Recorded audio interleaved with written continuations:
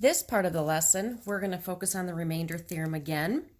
We're just going to talk about the different pieces of what you can get with the remainder, what the remainder means.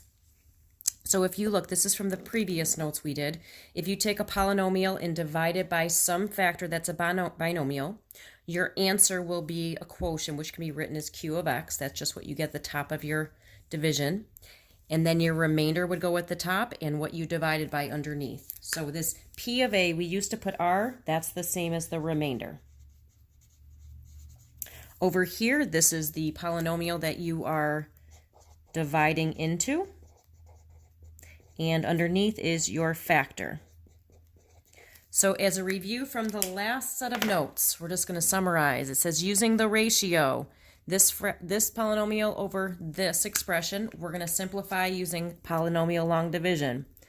So we take the top of the polynomial, or the top of the fraction, and we're going to put it underneath the division sign. We put the bottom, what we're dividing by, in the front. So now, there's a reason why I picked this example. We're going to compare the two first parts of the expressions. What times x gives you 3x squared? 3x. So we put a 3x at the top. Now we're going to distribute the 3x to both of these terms. 3x times x is 3x squared. 3x times a negative 4 is negative 12x. Now what I want to do is subtract that. So I'm going to change the signs of the expression I just wrote. My first terms cancel out like I wanted. Negative 7x plus 12x becomes 5x. Now I bring down the minus 20. I compare the first two terms again. What times x gives you 5x? A positive 5. So I put positive 5 at the top. I'm going to multiply these terms by 5. So 5 times x is 5x. 5 times a negative 4 is a negative 20. Now I'm going to subtract, so I'm going to change my signs. If you notice, the 5x's cancel out and the 20s cancel out for a remainder of 0. So for this expression, our remainder is 0.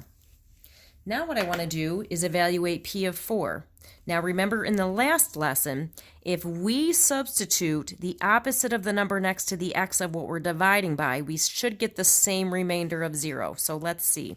I'm going to take this expression and I'm going to substitute in 4. So p of 4 equals, we have 3 times 4 squared minus 7 times 4 minus 20.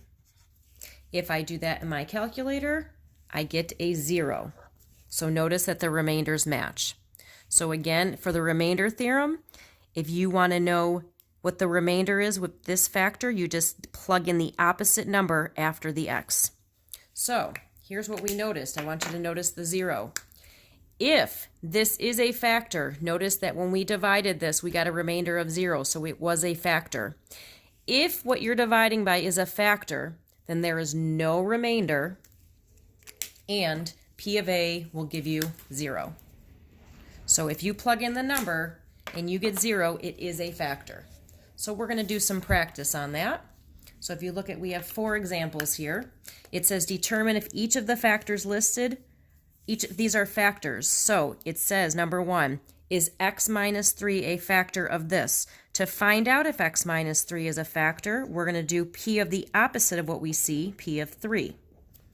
So I'm going to change every x to 3. Whoops, that's a 2. Notice I'm changing every x. If I plug that into my calculator, we get 9 minus 33 plus 24. We get 0. So since this is going to be our remainder, that means it is a factor. So the answer for this one is yes.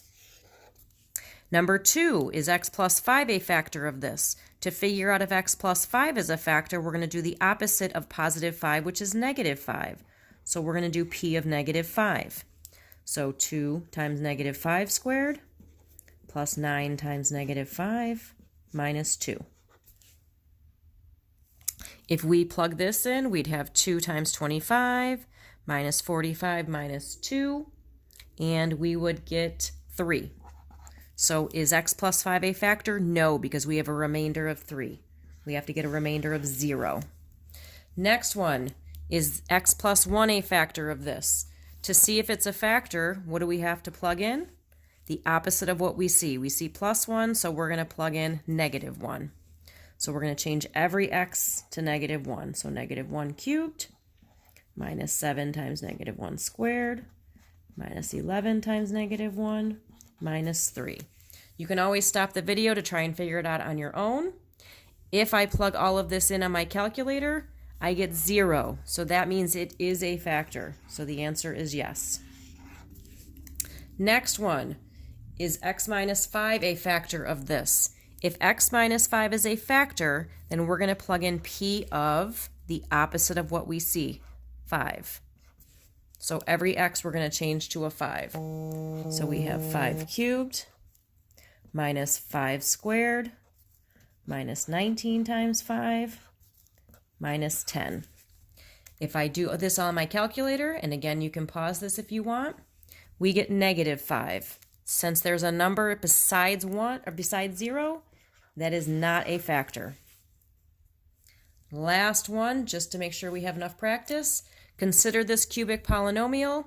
It says, is x minus 2 a factor of p of x? To find out if x minus 2 is a factor, we're going to plug in p of positive 2. It's the opposite of what we see next to the x. So we're going to change every x to negative 2. To positive 2. So we have 2 cubed minus 3 times 2 squared minus 40 times 2 plus 84. If you pause it or try to do that on your calculator, you get 0. So is x minus 2 a factor? Yes, it is. So to summarize, to find out if a binomial is a factor of a polynomial, you would plug in the opposite of the number that's next to the x.